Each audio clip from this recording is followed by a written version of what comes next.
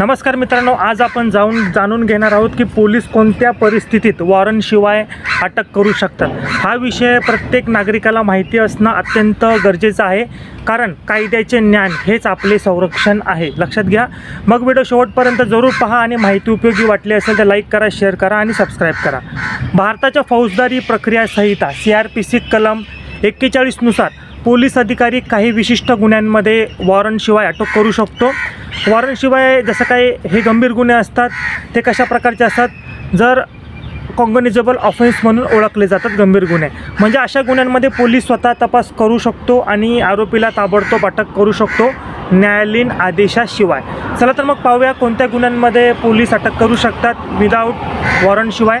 तर खून, बलात्कार, दरोडा किंवा चोरी, आग लावणे, महिलांवरील अत्याचार, दहशतवाद, गुन्हेगारी टोळी, अंमली पदार्थ व्यापार, कायद्याने जी काही रोखलेली शस्त्र बाळगणे, सरकारी अधिकाऱ्यावर हल्ला करणे, सार्वजनिक सुव्यवस्थेला धोका निर्माण करणे, या सर्व प्रकरणामध्ये पोलीस वॉरंटची वाट न पाहता थेट कारवाई करू शकतो।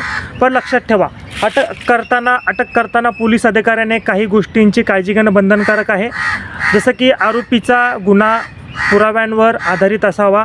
त्याचप्रकारे अटक का केली जात आहे स्पष्टपणे सांगणे आवश्यक आहे। अटक झाल्यावर आरोपीला त्याचा वकील घेण्याचा अधिकार आहे। त्याचबरोबर अटक झाल्यानंतर 24 तासाच्या आत न्यायालयासमोर हजर करणे आवश्यक आहे।